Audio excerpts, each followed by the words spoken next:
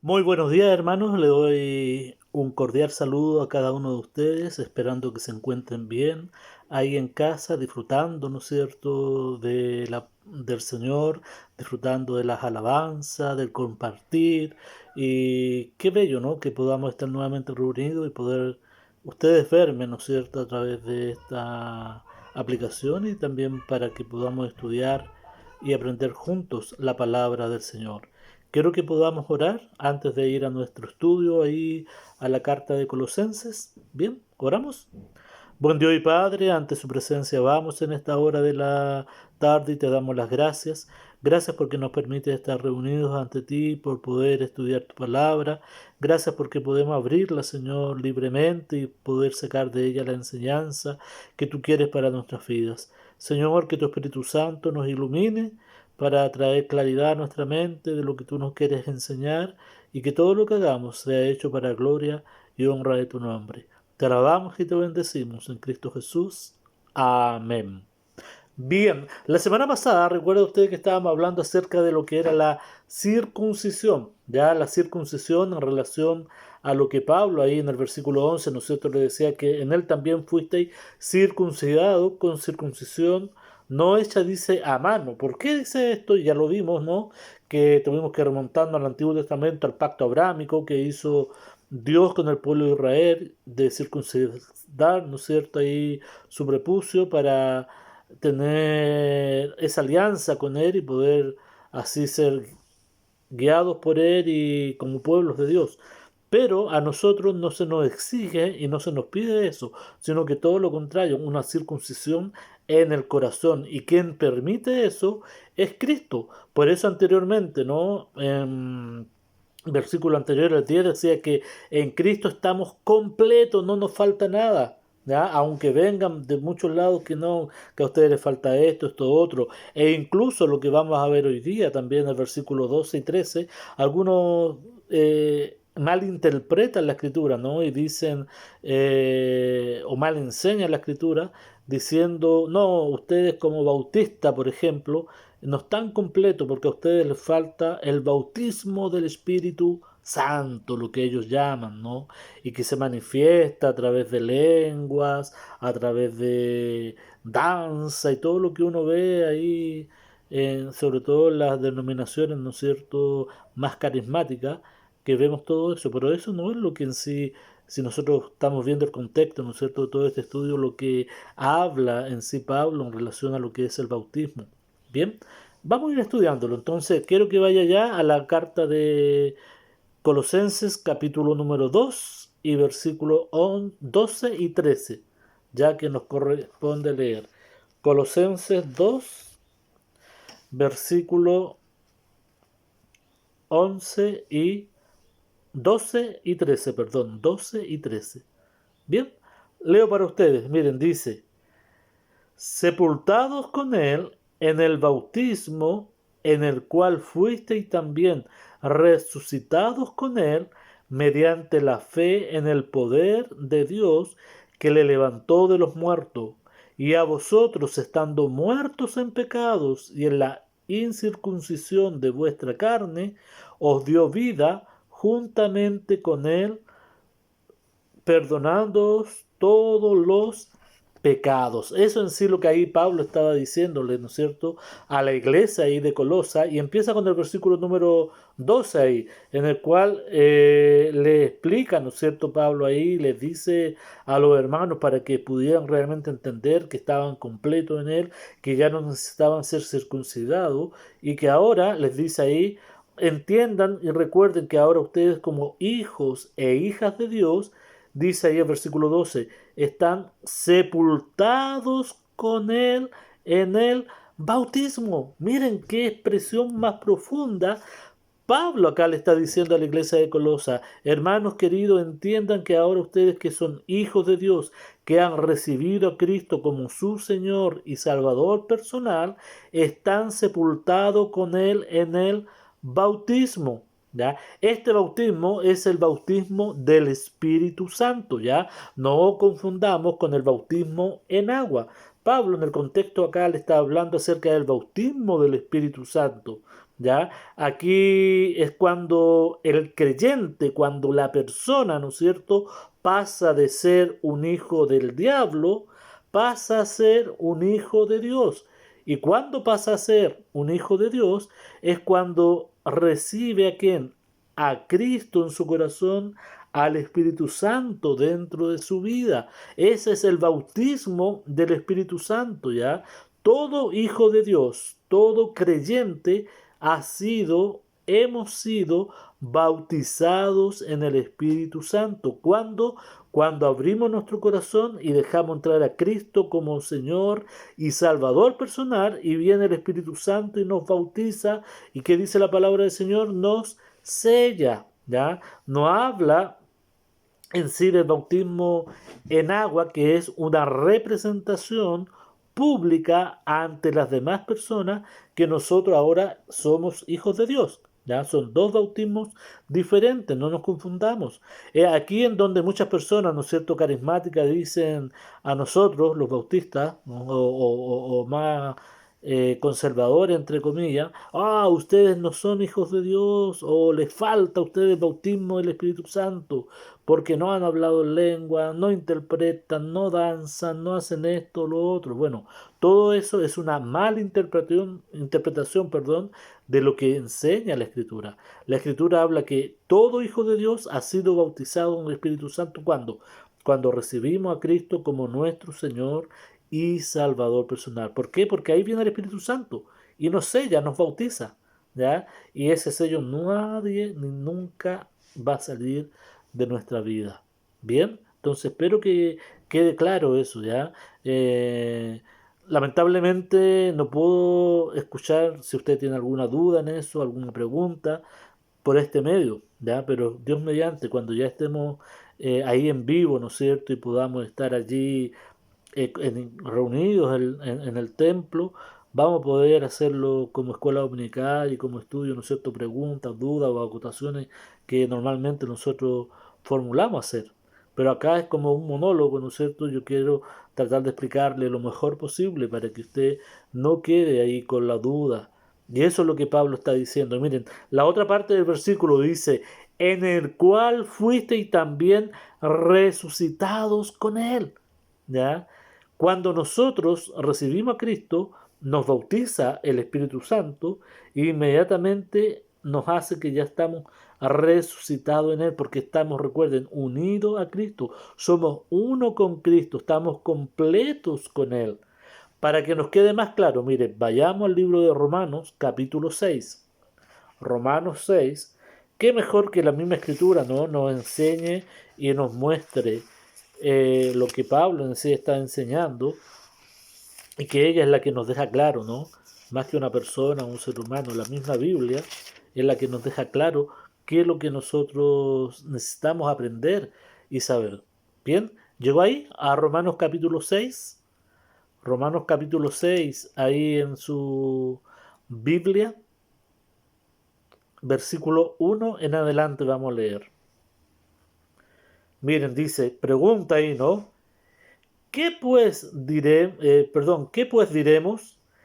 ¿Perseveraremos en el pecado para que la gracia abunde? En el fondo está hablando aquí ahí a creyentes, ¿no es cierto? A personas, a hijos de Dios, a creyentes, y que les hace y les muestra, ¿no? Y les dice, ¿qué vamos a hacer? ¿Qué van a hacer? ¿Perseveraremos en el pecado para que la gracia en el fondo abunde? ¿Y qué contesta ahí? Mire, dice, en ninguna manera. Porque los que hemos muerto al pecado, ¿cómo viviremos aún en él? Cuando un hijo de Dios murió al pecado, por decir algo, ¿no? ¿Cuándo? Es cierto, cuando usted y yo le recibimos a Cristo como nuestro Señor y Salvador, ahí hemos muerto al pecado. En ese bautismo, cuando el Espíritu Santo nos bautizó al momento de ser hijos de Dios, ahí nosotros morimos al pecado, ¿no? Y dice, ¿cómo vamos a perseverar? ¿Cómo vamos a avanzar en él?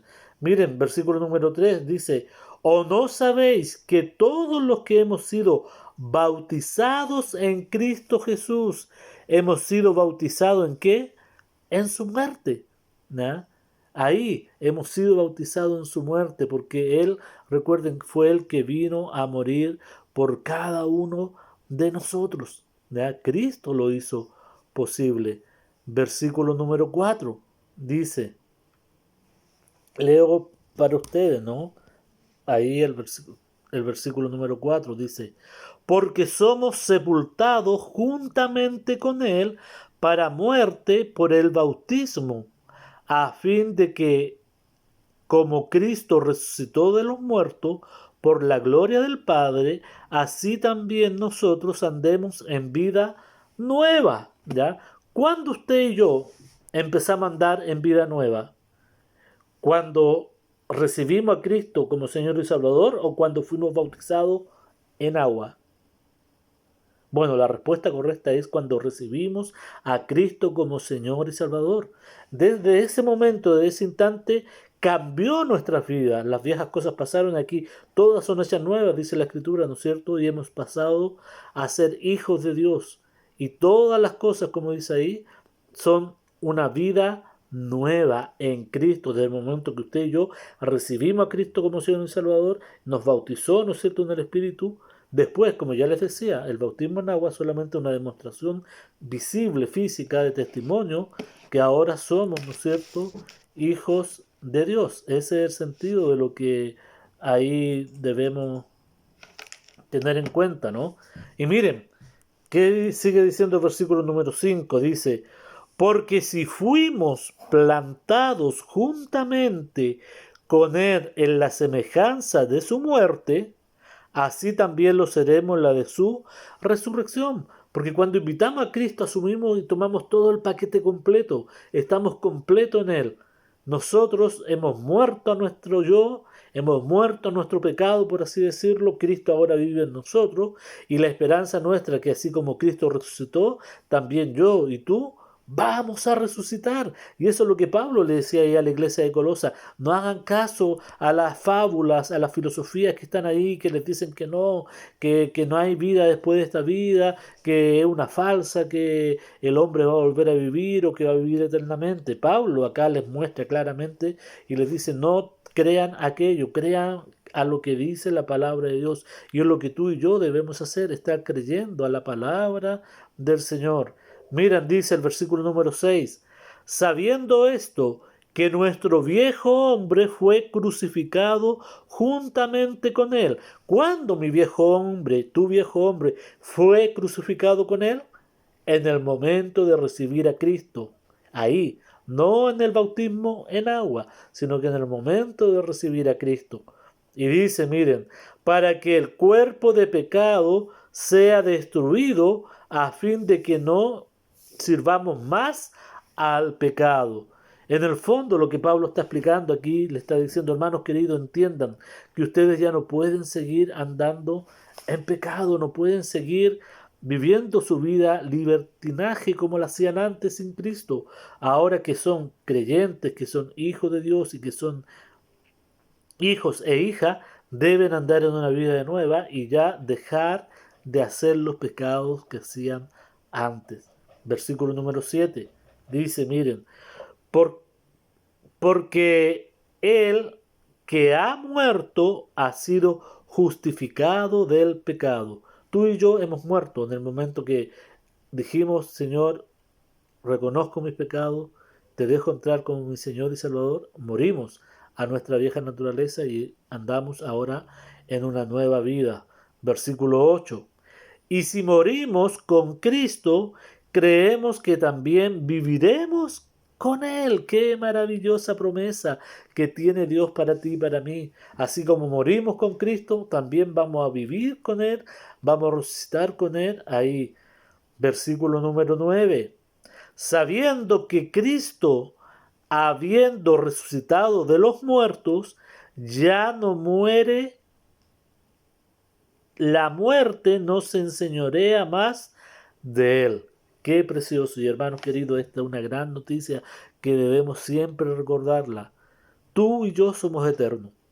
Es verdad que podemos morir en esta tierra y podemos morir de cualquier manera. Podemos morir tal vez a través de esta enfermedad del virus, podemos morir de un ataque al corazón, podemos morir atropellado, un accidente, de cualquier manera. Pero nuestra esperanza no está puesta aquí en la tierra, sino que tu esperanza y mi esperanza está puesta allá arriba, en los cielos, en donde nos espera el Señor. Y esa es realmente la verdadera vida. Por eso dice acá, ¿no es cierto? Sabiendo que Cristo, habiendo muerto, dice, ya no muere más, ¿no es cierto? Sino que la muerte no se enseñorea de él, y la muerte tampoco se va a enseñorear de ti ni de mí, porque somos ya eternos. Tú y yo somos eternos. Si el Señor viniera en este instante, nos llevaría al cielo eterno. No experimentamos tal vez la muerte física, pero si llegásemos a experimentar la muerte física en esta tierra, antes que venga el Señor, bueno, es la muerte de esto carnal, ¿no es cierto? Esta carne, pero el alma y el espíritu van con Dios con un cuerpo renovado. Tú y yo eterno. Gloria a Dios por eso. Qué maravilloso, porque ni tú ni yo hicimos nada para merecer el cielo y para ser eterno. Solo que en Cristo estamos completos y Él lo hizo posible. ¿Cómo no darle gloria, no es cierto, y honra a nuestro Dios? Mira, versículo número 10. Porque en cuanto murió, al pecado murió una vez por todas, mas en cuanto vive, para Dios vive. Una vez nuestro Señor Jesucristo murió al pecado por todos nosotros. Y dice que ahora vive para Dios. Y tu vida y mi vida también debe ser ahora dedicada para Dios. Hermano, yo no sé cuánto tiempo de tu vida has dedicado para Dios. Cuántos minutos del día dedicas para Dios. Pero quiero decirte que tu vida y mi vida son para Dios y debemos dedicarla a Él y para Él. Imagínense si Él envió a su Hijo Jesucristo a morir a este mundo y lo envió por ti y lo envió por mí. Y Él murió no siendo pecador, sino que cargó mi pecado y tu pecado en esa cruz. Y ahora Dios le levantó de los muertos. Y ahora está a la diestra de Dios, dice la Escritura. Y juntamente con Él estás tú y estoy yo. Yo no lo merecía y tú tampoco, pero solamente la gracia de Dios lo hizo posible. Por eso debo y debemos dedicar nuestra vida al Señor, dedicarle lo que nos queda en esta tierra, entregárselo a Él.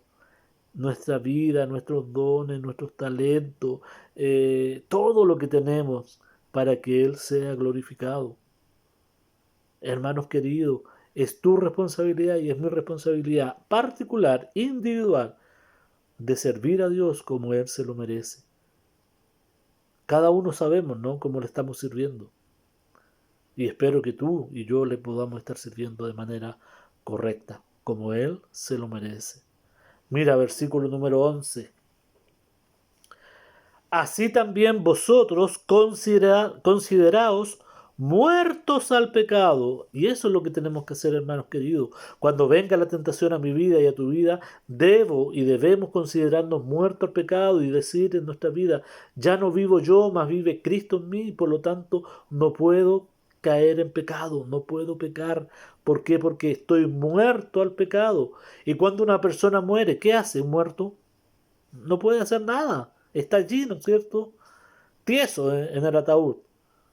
Bueno, así es como debiéramos estar hacia el pecado. Muerto, tieso, que el pecado no nos inunde, que el pecado no nos lleve, que el pecado no nos sumerja, no nos tome, no nos agarre. Porque estamos muertos al pecado. Y dice, miren, pero vivos para Dios en Cristo Jesús, Señor nuestro. Y esa es la gran diferencia. Tú y yo ahora estamos vivos. ¿Para quién? Para Dios, para servir a Dios. Pregunto, ¿estás sirviendo a Dios?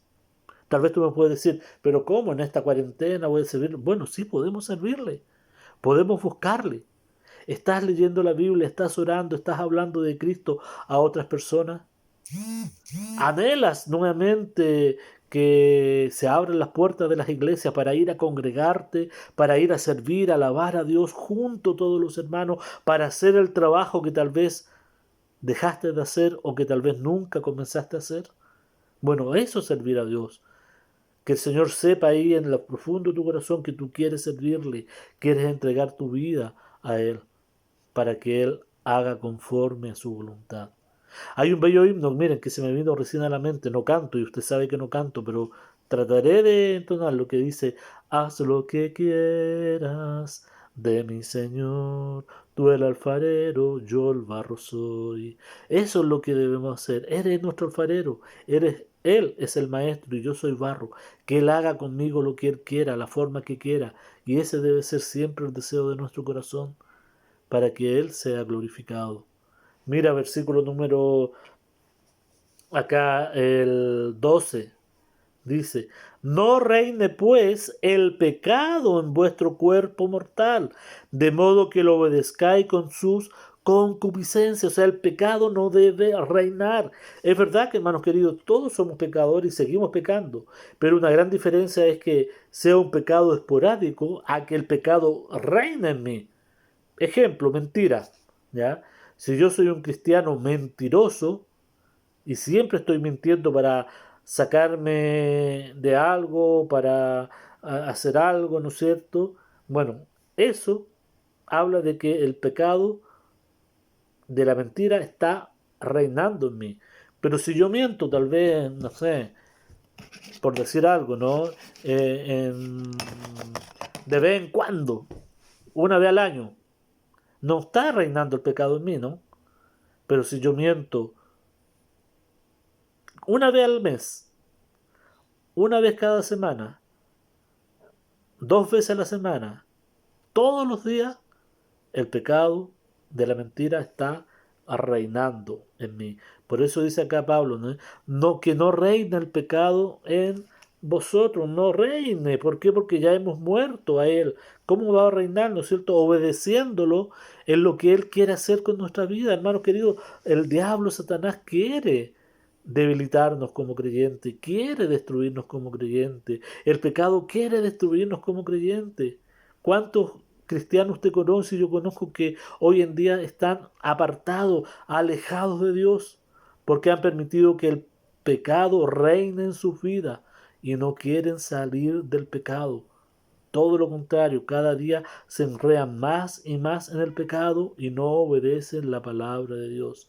Bueno, si esos hombres y mujeres dicen ser hijos de Dios, y si lo son realmente, tiene que haber algo ahí en su corazón que les remueva y cambien su estilo de vida, porque no pueden seguir viviendo toda su vida en pecado, diciéndose que son hijos de Dios. Por eso a veces yo dudo de algunos que dicen que son hijos de Dios o hijas de Dios y que realmente su vida deja de desear mucho, está muy muy lejos su vida de lo que la palabra del Señor nos enseña. Por eso no debe reinar el pecado en nuestras vidas, porque en Cristo, cuando nosotros le recibimos y lo aceptamos, dejamos nuestro viejo hombre ahí colgado también junto con Cristo en la cruz. Ahí Él nos bautizó. Mira, versículo número 13. Ni tampoco prestéis vuestros miembros al pecado como instrumento de iniquidad, sino presentaos vosotros mismos a Dios como vivos de entre los muertos y vuestros miembros a Dios como instrumentos de justicia. Y eso es todos los días debemos hacernos, hermanos queridos, en tu oración, en mi oración. Señor, ayúdame que este día pueda ser un instrumento de justicia para ti, un instrumento de bendición para otro, que pueda ser un instrumento que te agrade a ti, que te sirva a ti, porque es nacido de nuevo, porque Cristo me bautizó y porque ahora soy un hijo tuyo para servirte y honrarte. Porque ahora servimos a la justicia y no a la injusticia, servimos a la verdad y no a la mentira, servimos a Dios y no a Satanás. Por eso, hermanos queridos, debemos todos los días tener un encuentro personal con Dios para que Él nos guíe, nos ayude en el día a día y poder honrarle y servirle como Él se lo merece y que el pecado no reine en nosotros. Versículo 14 dice, porque el pecado no se enseñoreará de vosotros, pues no estáis bajo la ley, sino bajo la gracia. Y ahí está la clave, ¿no? El pecado no se puede enseñorear en un hijo de Dios, porque estamos bajo la gracia y no bajo la ley. Pero ¿quién se enseñorea? En aquellos que no son hijos de Dios.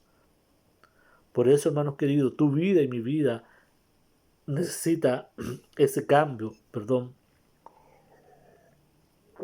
esa transformación, entender que en Cristo estamos completos, que ya no necesitamos una circuncisión física porque hemos sido circuncidados espiritualmente en el corazón, que ya no necesitamos eh, tener un bautismo, por así decir, que podamos hacer cosas espectaculares, no, porque hemos sido bautizados ya en Cristo en el momento de que Cristo entró a nuestra vida y vino el Espíritu Santo y nos selló.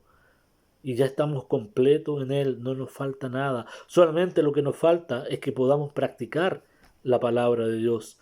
Mira, la última parte del versículo 12 dice, mediante que fuimos, ¿no es cierto?, también circuncidados con Él, mediante la fe en el poder de Dios que le levantó de los muertos. O sea, la palabra fe es la clave acá.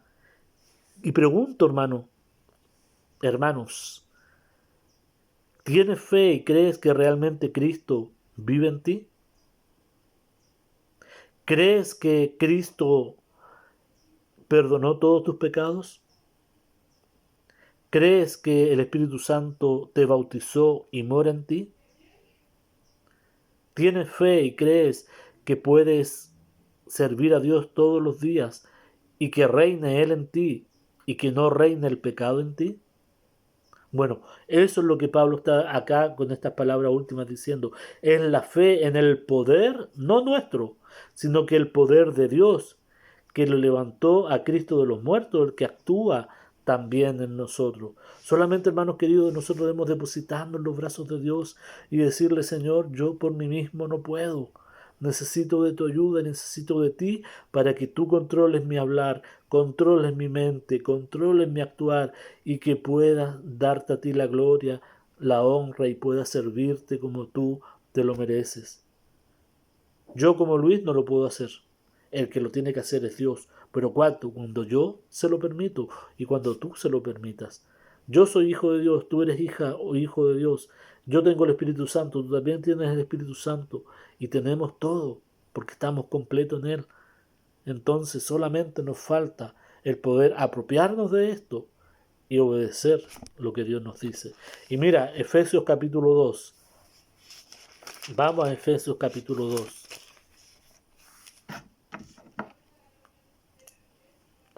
Efesios capítulo 2, versículo 11. Leo para ustedes, dice, miren, Efesios 2, 11. Por tanto, acordaos de que en otro tiempo vosotros los gentiles, en cuanto a la carne, erais llamados incircuncisión por la llamada circuncisión, hecha con mano en la carne. ¿Ya? 12. En aquel tiempo estabais sin Cristo, alejado de la ciudadanía de Israel y ajeno de los pactos de la promesa, sin esperanza y sin Dios en el mundo. Y así estabas tú y yo antes, sin Cristo, sin Dios. Creía yo antes servir a Dios y conocer a un Dios, pero un Dios que no es el Dios de la Biblia. Y cuando comencé y me mostraron por la Biblia, el Dios de la Biblia, ahí sí que creí en este Dios real y verdadero. Un Dios que nos ama, que nos cuida, nos fortalece, nos protege, nos guía. Este Dios que está hablando aquí Pablo también a la iglesia de Éfeso. Versículo número 13 dice, miren, pero ahora en Cristo Jesús, vosotros que en otro tiempo estabais lejos, habéis sido hechos cercanos por la sangre de Cristo. Qué maravilloso, hermanos queridos, tú y yo. Antes estábamos lejos, no conocíamos al verdadero Dios, pero Cristo lo hizo posible mediante su sangre. Y por eso debemos servir a Dios. Porque injusto, perdón, el justo murió por nosotros los injustos. El santo vino a la tierra y murió por nosotros pecadores. Y por eso, en gratitud a eso, hermanos queridos, debemos darle la gloria y la honra que Él merece. Debemos servir a Dios con nuestras vidas. Mira versículo número... Dice, leo nuevamente el 12. En aquel tiempo estabais sin Cristo, alejados de la ciudadanía de Israel y ajenos de los pactos de la promesa, sin esperanza y sin Dios en el mundo. Pero ahora en Cristo Jesús, vosotros que en otro tiempo estabais lejos, lejos allá, ¿no es cierto? ¿Qué pasó? Habéis sido ahora hechos cercanos por la sangre de Cristo. 14. Porque Él es nuestra paz. ¿Quién? Cristo es nuestra paz. Que de ambos pueblos hizo uno, derribando la pared intermedia de separación. Por eso ya no hay judío, no hay griego, no hay gentiles. No, somos uno. ¿En quién? En Cristo. Todos aquellos que tengan y hayan recibido a Cristo como su Señor y Salvador personal, somos la iglesia, somos Cristo, somos uno en Él. Ya no hay, ¿por qué? Porque Cristo borró, sacó, dice, esa pared intermedia que dividía una cosa con otra, ¿no? Mira, versículo número 15. Aboliendo, dice, en su cruz las enemistades. O sea, echando afuera, derribándola, haciéndolas nulas, ¿no es cierto? Las enemistades que habían entre uno y otro.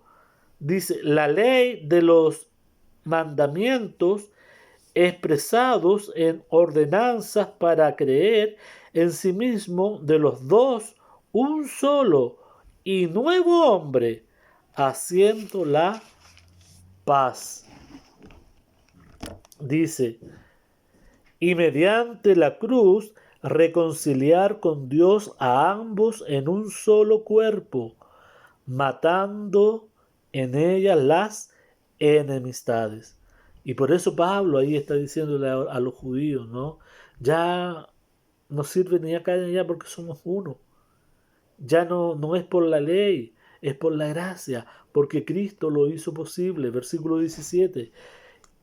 Y vino y anunció las buenas nuevas de paz a vosotros que estabais lejos y a los que estaban cerca, porque por medio de él los unos y los otros tenemos entrada por un mismo espíritu al Padre. Así que ya no somos extranjeros ni advenedizos, sino conciudadanos de los santos y miembros de la familia de Dios, edificados sobre el fundamento de los apóstoles, o sea, la palabra de Dios, dice, y profetas, siendo la principal piedra del ángulo Jesucristo mismo.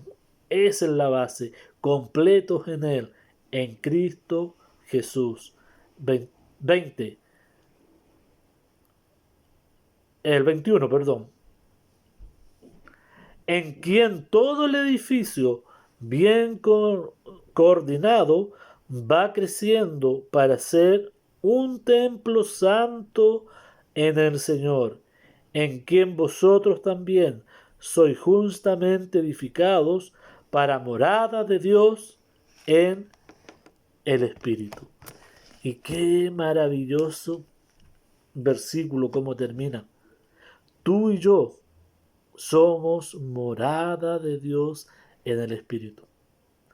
Imagínense, como les decía anteriormente en una enseñanza anteriores, Dios mismo vive en ti y vive en mí. ¿No es glorioso eso? ¿No es maravilloso? Como dice acá el versículo 22, en quien vosotros también sois juntamente edificados para morada de Dios en el Espíritu. Por eso, hermanos queridos, debemos entender lo que Pablo estaba aquí diciéndole a la iglesia de Colosa, que están completos en Él, que no necesitan circuncidarse, que no necesitan un viento de doctrina que diga esto, diga lo otro, porque estamos completos en Él. En Cristo hemos sido circuncidados en nuestro corazón, que ahora hemos sido bautizados en el Espíritu Santo y el bautismo bíblico del Espíritu Santo, no el bautismo que muchos inventan, ¿no? Por allí, que son manifestaciones externas que dicen que hace que el Espíritu Santo está. No. Conclusión: cuando usted y cuando yo recibimos a Cristo como Señor y Salvador, Él viene a nuestra vida completo. Y el Espíritu Santo también. No viene de a gota ni de a pedazo. Viene completo y nos sella para siempre. Y mira cómo termina el versículo 13 acá y final de esta enseñanza.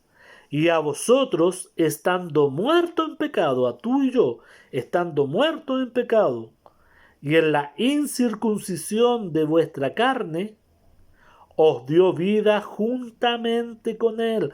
Te dio vida a ti y me dio vida a mí, estando muerto en pecados. Dice, perdonándoos todos los pecados.